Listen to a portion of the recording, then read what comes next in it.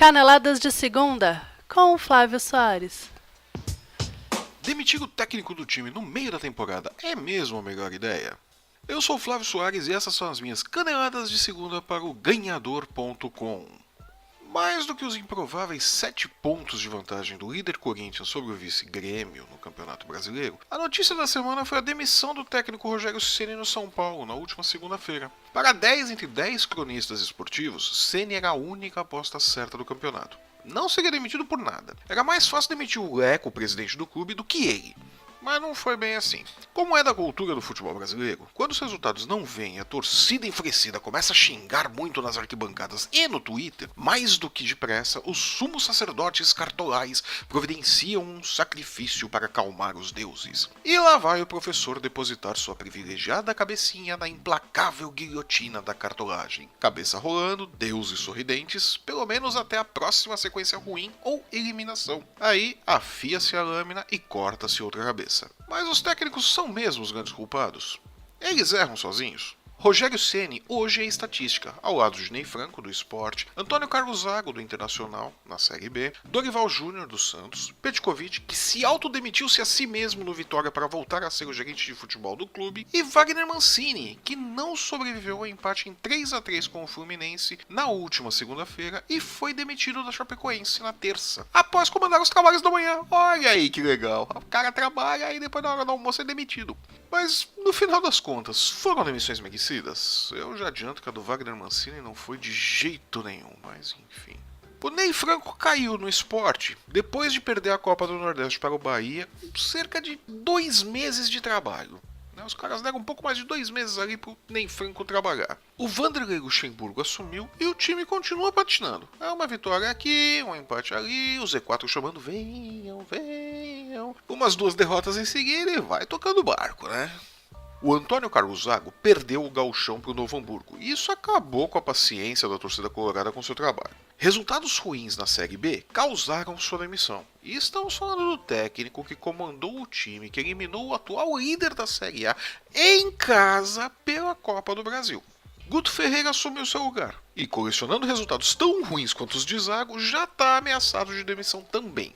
Dorival Júnior, que era o técnico há mais tempo no cargo em um clube da Série A, não resistiu aos resultados ruins do primeiro semestre e foi demitido. Elano, e depois dele Levir Coupe, conseguiram alguns bons resultados com o Santos, que, para a tristeza da sua torcida, voltou a apresentar os mesmos problemas de sempre nos últimos jogos. Petkovic e o Paulo Torres são os casos à parte. Eles eram gerentes que estavam ali quebrando um galho como técnicos nos clubes, no Atlético Paranaense e no Vitória, até que pintasse o nome no mercado, né? E aí surgiram o Alexandre Galo no Vitória e o Eduardo Batista no Atlético Paranaense. Era parte do planejamento desses clubes que nenhum dos dois seguisse no comando dos times. Então, nada fora da curva, já era previsto que eles não iam mesmo chegar até o final do campeonato, fazia parte do planejamento. E aí a grande sacanagem, o Wagner Mancini foi campeão estadual com a Chapecoense, que foi remontada do zero depois do desastre do ano passado, e mesmo assim, depois de alguns resultados ruins, alguns exageradamente ruins, como a goleada sofrida por Grêmio, acabou entrando na fila do desemprego. Argel Fuchs, no momento, é a bola da vez ali para os lados de Chapecó. E eu me pergunto, um time que foi planejado por Mancini, se bem que na verdade o Mancini tinha um não time ali para trabalhar, porque não tinha base, não tinha nada, mas enfim, um time que foi planejado por ele, com um modo de pensar dele, né? O jeito como ele enxerga o futebol. Vai dar certo nas mãos do Argel, que é um cara que tem uma linha de trabalho completamente diferente da do Wagner Mancini? É difícil saber. E é a pergunta que vale para o São Paulo. O Dorival Júnior chega ao clube cercado de elogios, como todos os outros técnicos que chegaram antes dele. Mas será que ele vai resistir ao moedor de técnicos que virou o São Paulo? Desde 2012, 11 treinadores passaram pelo clube e todos saíram demitindo-se ou sendo demitidos com basicamente as mesmas queixas. Não há planejamento.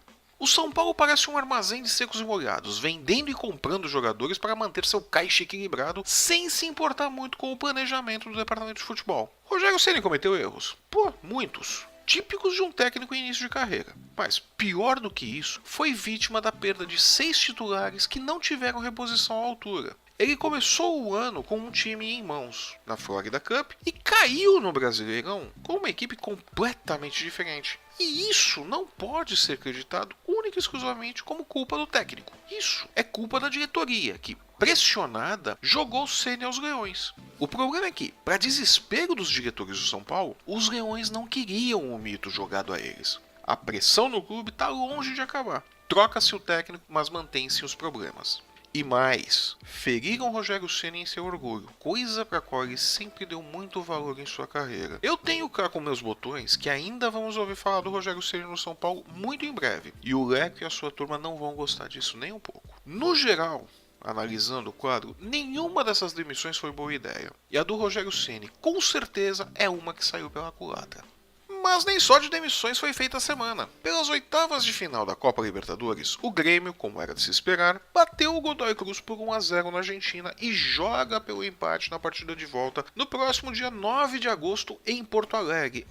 Vai estar longe esse jogo, hein? Até aí, nada fora do roteiro pro Grêmio. Era o que a gente esperava. Atlético Paranaense e Santos fizeram o duelo mais equilibrado da noite de quarta-feira. E agitado também. Não por acaso era um jogo que envolvia dois clubes brasileiros. E o Santos acabou se dando melhor e levou para casa uma vitória por 3-2. Isso permite que no próximo dia 10 de agosto, mas tá longe isso também, viu? O Santos possa perder por qualquer placar. Qualquer placar que não envolva 3 gols marcados pelo Atlético Paranaense. Porque aí se o Atlético Paranaense fizer 3 gols e inverte tudo, o Santos tá fora, né? Mas é muito difícil, né? Acho pouco provável que o Santos caia. Acredito que o Santos está classificado. Mas tudo pode acontecer. Vamos esperar para ver.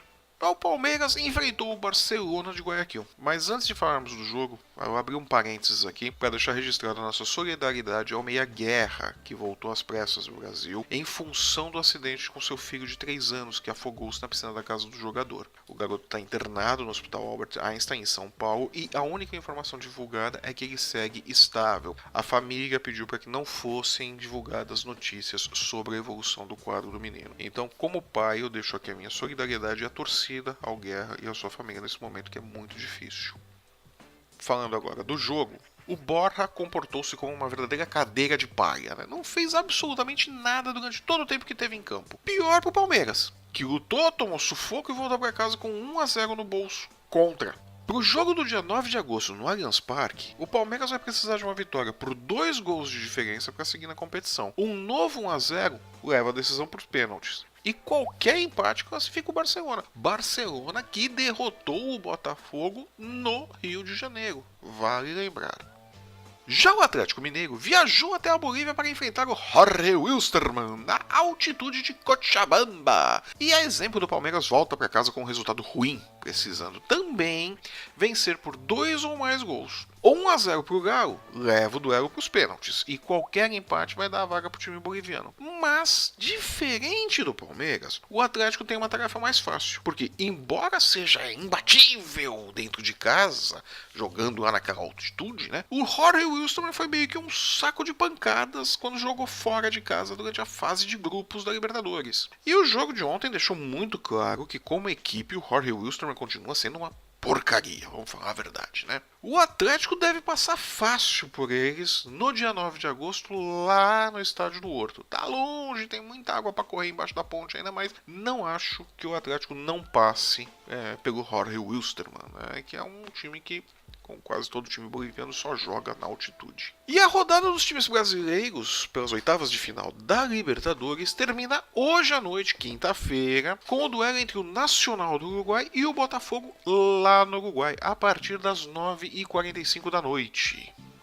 E eu fico por aqui. Muito obrigado pela sua audiência e sua companhia. Eu sou o Flávio Soares e essas foram as minhas caneladas de segunda para o Ganhador.com. E se você gostou do programa, deixe seu joinha, compartilhe, assine nosso canal e nosso feed, espalhe a notícia, acompanhe nosso Twitter e Instagram, diga ao mundo que nos ama e esteja aqui na próxima segunda-feira com as caneladas de segunda e o resumo da 12ª rodada do Campeonato Brasileiro. Nos vemos lá!